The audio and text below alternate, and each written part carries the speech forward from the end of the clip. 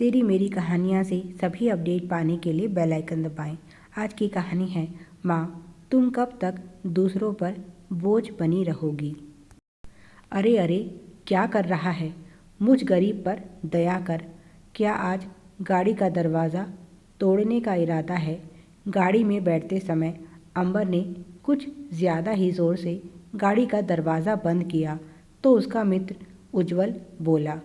उसने घूरकर उज्ज्वल की तरफ देखा तो वह मुस्कुराते हुए बोला, क्या बात है, आज सुबह सुबह इतना गर्म क्यों हो रहा है? क्या भाभी ने नाश्ता नहीं दिया? अंबर बोला, यार मेरा मूड पहले ही खराब है, तेरे बेकार के जोक सुनाकर और मूड खराब मत कर। उज्ज्वल और अंबर दोनों एक ही कंपनी में काम करते हैं और बारी बारी से गाड़ी पूल करते हैं।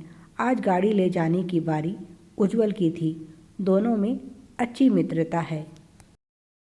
मित्र का चेहरा देखकर उज्ज्वल ने चुप रहने में ही भलाई समझी।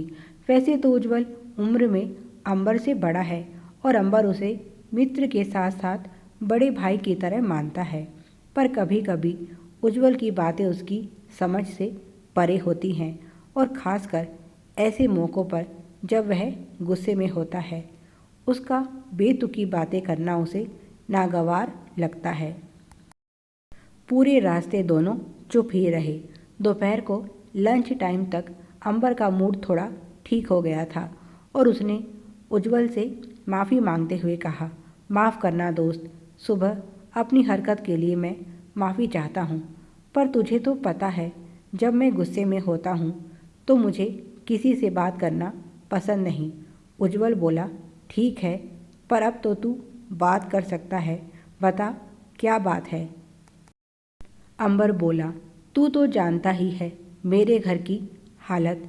पिताजी हैं जो हर समय बिस्तर पर रहते हैं। छोटे भाई को मौज मस्ती और दोस्तों से फुर्सत नहीं।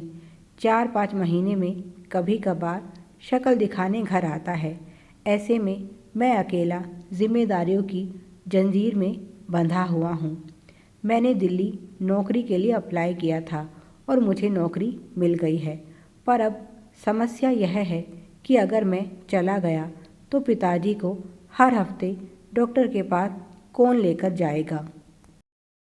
पिताजी के इलाज और भाई की पढ़ाई के लिए पैसा भी चाहिए और यहाँ इस छोटे से शहर में रहकर मैं क्या तरक्की कर पाऊँगा? पैसा हाथ में बाद में आता है, पहले खर्चे आ जाते हैं। ऐसे में दिल्ली जाना मेरी खुशी नहीं, मजबूरी है। यहाँ से दोगुनी तनख्वाह मिलेगी मुझे वहाँ, और अगले साल भाई का कॉलेज भी ख़त्म होने वाला है।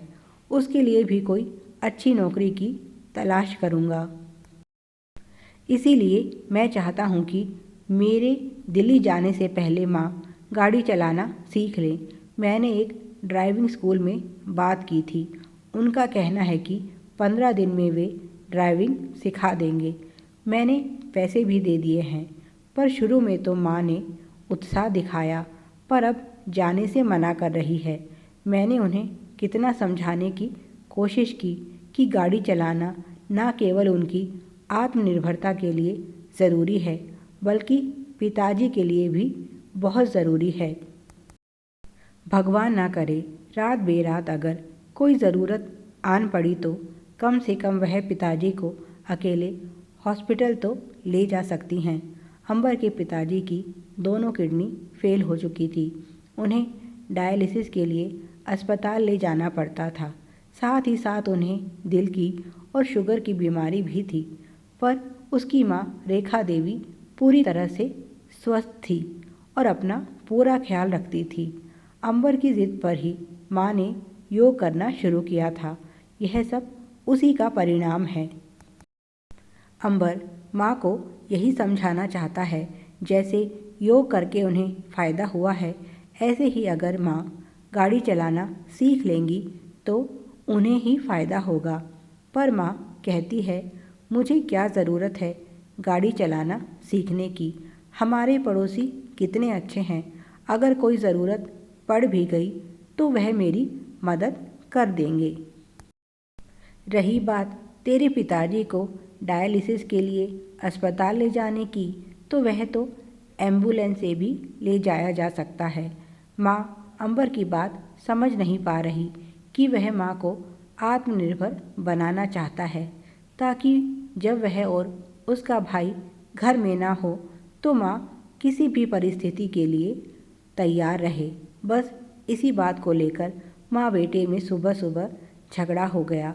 अंबर ने माँ से कहा, आज आपको ड्राइविंग के लिए जाना होगा।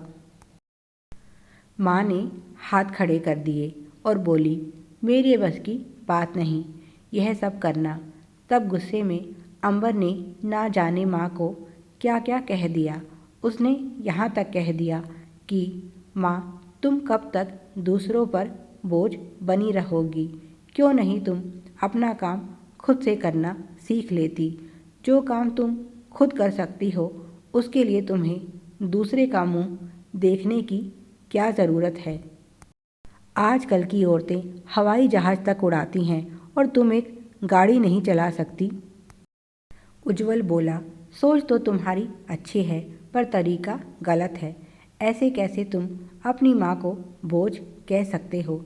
जिस औरत ने तुम्हें पैदा किया, पाल पोस कर इस लायक बनाया कि तुम अपने पैरों पर खड़े हो सको, उसके लिए तुम्हें ऐसे शब्दों का प्रयोग नहीं करना चाहिए। मुझे यकीन है तुम्हारे इन शब्दों ने आज उन्हें बहुत दुख पहुंचाया है, इसीलिए सबसे पहले तो तुम्हें उनसे माफ़ी मांगनी चाहिए। रही बात उन्हें ड्राइविंग सिखाने की तो यह काम तुम्हें स्वयं करना चाहिए। तुम सुबह जल्दी उठकर यह काम कर सकते हो। तुम्हारे साथ तुम्हारी माँ जितनी सहज है, हो सकता है किसी दूसरे के साथ वह उतना सहज ना महसूस करती हो। और फिर उनकी उम्र भी देखो, तुम उनकी तुलना आजकल की औरतों से नहीं कर सकते। उनके समय में जो काम ज़रूरी थे उन्होंने वे सभी किए और अच्छे से किए, और आज भी अपना घर बहुत अच्छे से संभाल रही हैं। तुम्हारे पिताजी को भी कितनी अच्छी तरह से संभाल रही हैं। अपने समय में वे घूंघट में रहने वाली, खेत खलिहान में काम करने वाली, पति और बच्चों का ख्याल रखने वाली साधारण सी स्त्री थी और आज तक वे यही सब करती आई हैं। अगर तुम एक वृक्ष को उसकी जगह से उखाड़कर नई जगह लगाते हो तो उसे भी समय लगता है नए वातावरण में खुद को ढालने के लिए। और तुम चाहते हो तुम्हारी माँ 15 दिन में फर्राटेदार गाड़ी चलाने लगे। उनके और अपने बीच के इस उम्र के अंतराल को देखो। एक जनरेशन का गैप है तुम दोनों की सोच में। इसीलिए माँ पर नाराज़ होने की बजाय उन्हें प्यार से समझाओ और खुद उन्हें सिखाओ। अंबर को उज्जवल की बात बिल्कुल सही लगी और वह बोला, यार इस तरह से तो मैंने सोचा ही नहीं था। मैं अभी माँ को फ़ोन करके माफ़ी मांगता हूँ। मैं जानता हूँ आज उन्होंने खाना भी नहीं खाया होगा। और अंबर मुस्कुराते हुए उठकर चला गया। उसने माँ को फ़ोन मिलाकर माफ़ी मांगी और बोला, ठीक है माँ, कल से तुम मेरे साथ चलोगी। मैं खुद तुम्हें ड्राइविंग सिखाऊंगा। यह सुनकर माँ खुश हो गई। Please like, share and subscribe. Thanks for watching.